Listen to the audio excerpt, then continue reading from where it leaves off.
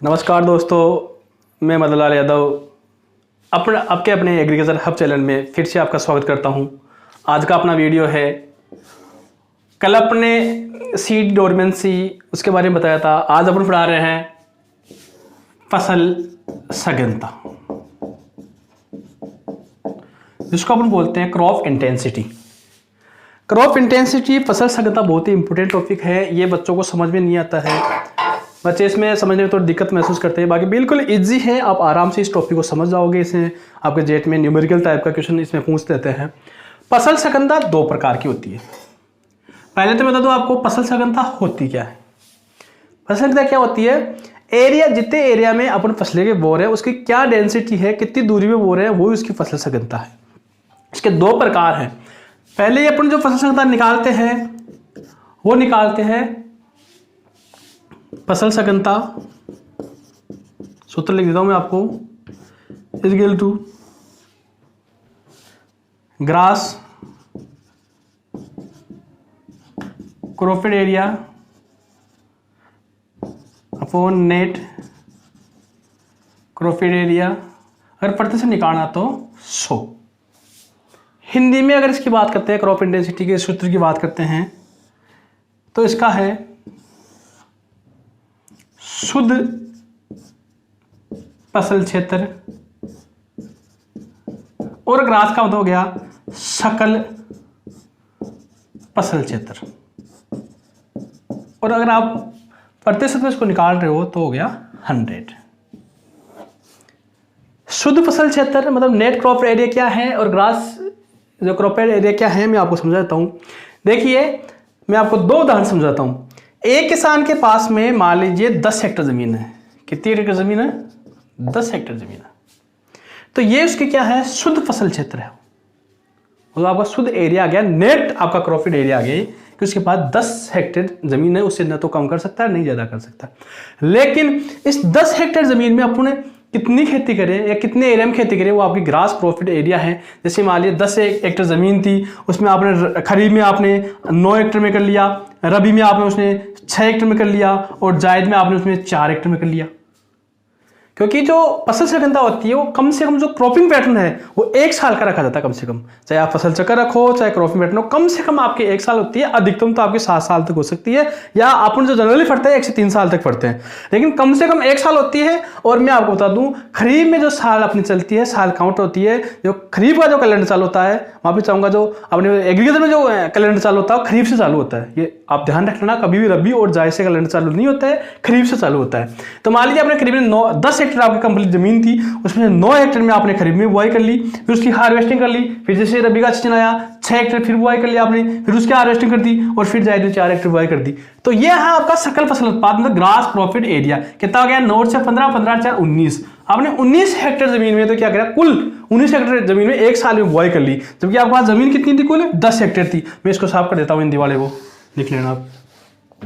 देखो, net crop area कितना आपका? 10 हेक्टेयर है। ग्रास कितना हो गया आपका? 19 हो गया। मल्टीप्लाई कितना हो गया? अगर आप प्रतिशत निकालना चाहते हो तो 100 में करना है ही। इसको अपन निकाल तोड़ दिया, इसका आ गया 190%। आपकी जो फसल सघनता कितनी आ गई? 190%। वापस समझना, वापस उदाहरण में आपको दूसरा उदाहरण देकर के।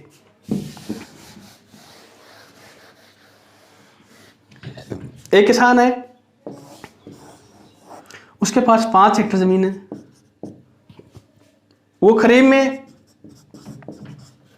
5 हेक्टेयर में बुआई करता है, रबी में उसके पास पानी कम है इसलिए 3 हेक्टेयर में बुआई करता है, और जायद में उसके पास में पानी नहीं है, खेती नहीं कर सकता, तो वो बुआई नहीं कर रहा है, नीले। तो देखो आपका नेट क्रॉप एरिया कितना है? 5 हेक्टेयर। ग्रास कितना हो गया? 5 3 8 की तो 0 है ही, तो 8 हो गया। प्रतिशत निकालनी है तो 100 में कर दोगे आप। ठीक है बेटा, तो कितना आ गया बेटा? 160% आपकी क्रॉप इंटेंसिटी आ गई।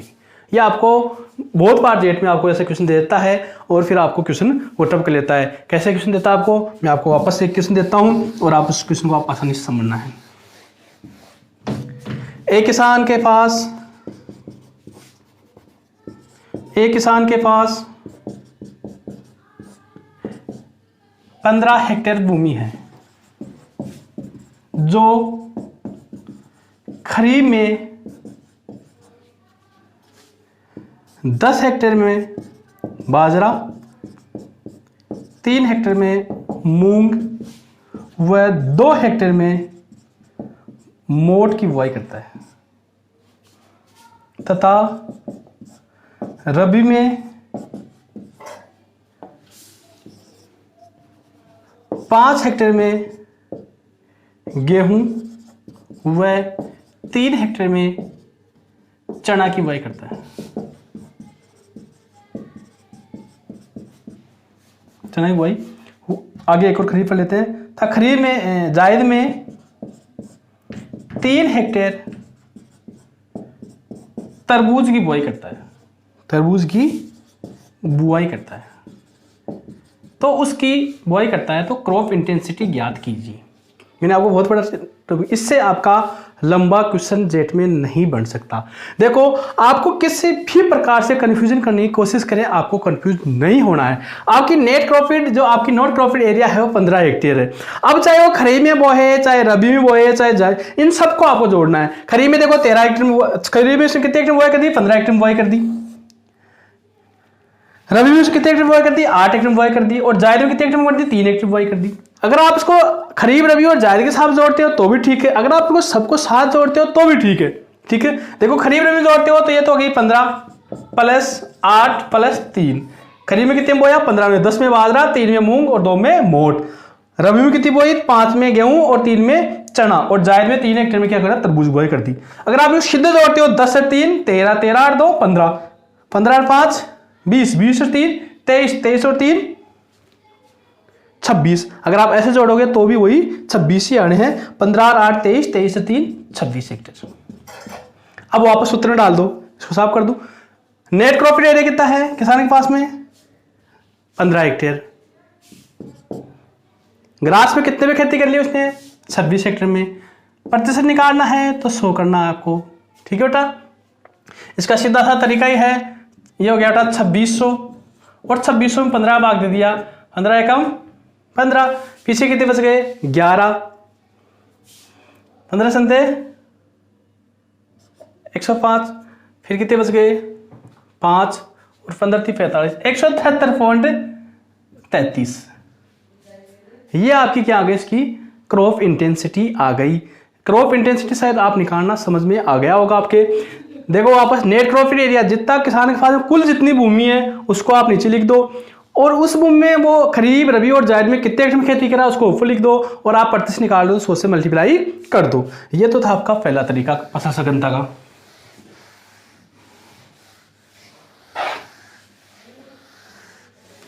अब दूसरी आती है फसल चक्र सघनता। फसल चक्र सघनता, crop rotate intensity. Crop rotation intensity. Crop rotation intensity का सूत्र क्या है बेटा? प्रतिशत निकालना तो क्या होगा? बोई गई कुल फसलों की संख्या, मतलब number of crops, number of crops upon वर्ष। प्रतिशत में तो मल्टीप्लाई 100। यह आपका तरीका है। बोई गई कुल फसलों की संख्या में नंबर ऑफ क्रॉप्स बटा वर्ष मल्टीप्लाई 100। में आपको एक बार इंक डाल लेता हूं, थोड़ी इंक इसमें कमजोर हो गई है।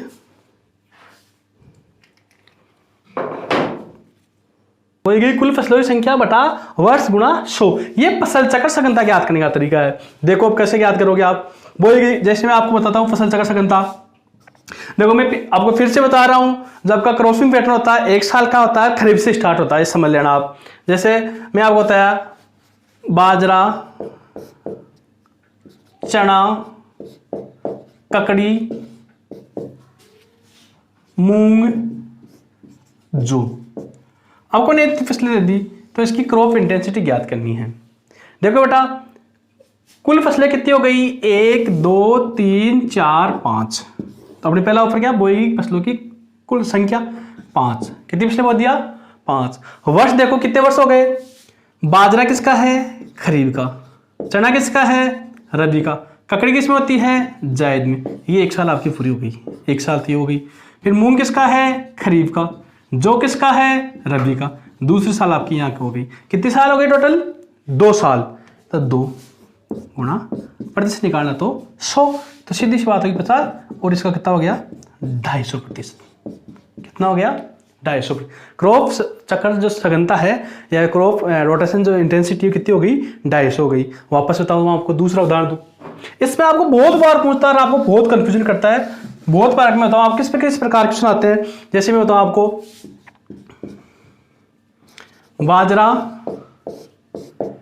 चना, गन्ना, मूंग। अब देखो आप ध्यान रख लेना बेटा, गन्ने की आपको कहीं भी बुआई की बात करें तो गन्ना पूरे 1 साल लेता है। कितने साल लेता है? पूरा 1 साल लेता है। मतलब गन्ना क्या लेता है? पूरा खरीफ में बुआई होती है और खरीफ में जाके ही करता है, तो पूरा 1 साल लेता है गन्ना। देखो बाजरा किसका है? खरीफ का। चना किसका है? रबी का। अब वापस गन्ना आ गया, मतलब खरीफ आ गया। किसान के पास पानी नहीं था, वो आपकी जायद की बुआई नहीं करी, मतलब 1 साल तो आपकी यहीं खत्म हो गई। समझ में आ गई बात? आपको जायद की बुआई उसने नहीं की, नहीं लिखा तो बुआई नहीं की, अपने मन से कुछ नहीं करना है इसमें। गन्ना है वो पूरे 1 साल में होता है, इसलिए इसको गन्ने को हमेशा 1 साल ही जोड़ना आपको। और फिर मूंग, खरीफने किसान ने वापस क्या बोलिया था? मूंग बोलिया। उसने रबी में भी बुआई नहीं की और जायद में बुआई नहीं की, तो अपन को उसको कोई वो है नहीं। किसान ने जिस भी कारण से नहीं किया हो वो उसका कारण है। खरीफ ये 1 साल का ही हो गया। 1 2 3 जो साल कितने हो गए? 3। बाजरा खरीफ का हो गया, चना रबी का हो गया, गन्ना फिर आपका पूरा 1 साल ले लिया, और मूंग आपका खरीफ का इसलिए 1 साल ले लिया। रबी और जायद की बुआई नहीं करी, तो साल कितने हो गए? वर्ष कितने हुए? 3। 1 2 और 3। फसलें कितनी हो गई? 1 2 3 4। 4 फसलें हो गई, बट 100। तो कितने आ जाएंगे इसके?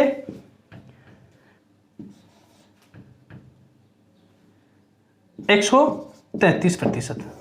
133.33% है। 133% की क्रॉप इंटेंसिटी आ गई, क्रॉप रोटेशन इंटेंसिटी आ गई। देखो गन्ने को हमेशा 1 साल ही जोड़ना है, और अगर आपका पेडी गन्ना आता है, 8 साल ही गन्ना आता है, तो उसको 1.5 साल जोड़ना होता है बेटा। 18 महीने जोड़ने होते हैं उसको, ध्यान सुन लेना। गन्ना अगर आता है तो आपको 1 साल जोड़ना है, और आपका पेडी गन्ना आता है तो आपको क्या करना है? 1.5 साल या 18 महीने जोड़ने हैं। मैं दूसरा क्वेश्चन बताता हूँ आपको। इस प्रकार क्वेश्चन आपको जेट में बहुत बार पूछता है। जैसे उदाहरण दूं मैं आपको वापस, बाजरा, मक्का, सरसों, तिल,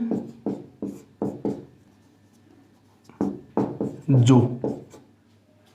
अब देखो बेटा, इस प्रकार के क्वेश्चन आपके आते हैं।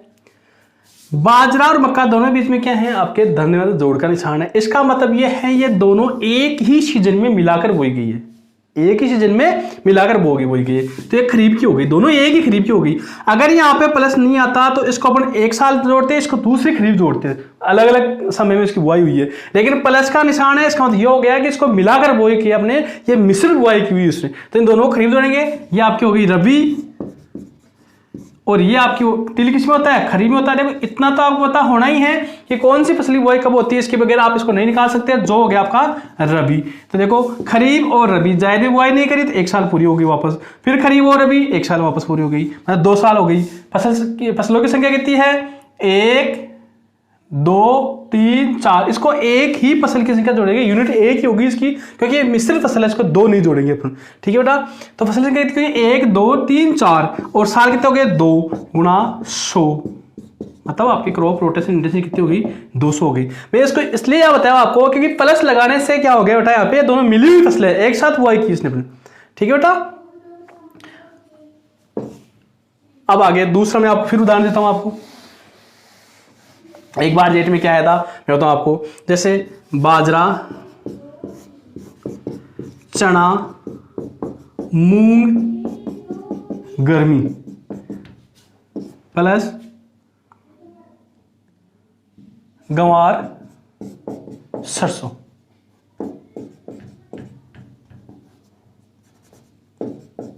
सरसों।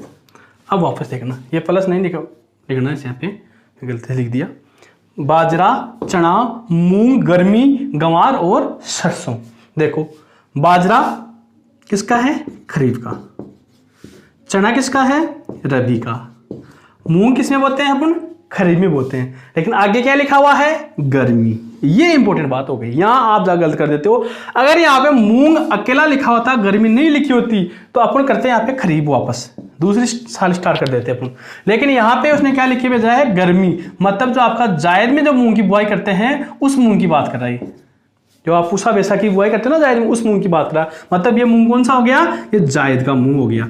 तो ये तीनों क्या हुई? एक साल हो गई। फिर एक गंवार किसका है? खरीफ का है। और सरसों किसकी है? रबी की है। एक साल ही हो गई। फसल कितनी हुई? 1 2 3 4 5, 5 बटा 2 100। कितने हो गई आप क्रॉप इंटेंसिटी? 250। समझ में आई मेरी बात? अगर यहाँ पे अपन गर्मी नहीं लगाते, गर्मी नहीं लगा के आती, तो फिर आपका क्वेश्चन अलग हो जाता। आपका खरीफ, रबी और फिर मूंग को किस में काउंट करते? आप खरीफ में काउंट करते, और फिर गंवार भी खरीफ में आता। तो ये एक साल आपकी ये हो जाती, एक साल आपकी ये हो जाती, एक साल आपकी ये हो जाती, 3 साल हो जाती। फिर आप क्या करते हैं? 1 2 3 4 5, 5 बटा 3 गुणा 100 करते फिर आप। लेकिन अगर यहाँ पे गर्मी लिखी हुई है तो इसका मतलब सीधा अर्थ ये हो गया कि जो आपका ये मूंग है ये जायद का मूंग है। इस प्रकार से आप, मेरे हिसाब से आप क्रॉप रोटेशन इंटेंसिटी समझ में आ गई होगी। फसल संगठनता मैंने आपको दोनों प्रकार से बता दिया। आपको पहला सूत्र था grass area, grass cropped area बटा नेट क्रॉपेड एरिया मल्टीप्लाई 100। और इसका सूत्र क्या है? फसल चक्र संगठनता का कुल बोई गई कुल फसलों की संख्या बटा वर्ष मल्टीप्लाई 100। इससे आप इसकी निकाल सकते हो। शायद आपको बहुत समझ में आया होगा। इस प्रकार क्वेश्चन को आप बारी बारी से करोगे तो आपको ये वापस आप निकाल सकते हो। आज के लिए इतना ही। जय हिंद, जय भारत, जय राजस्थान।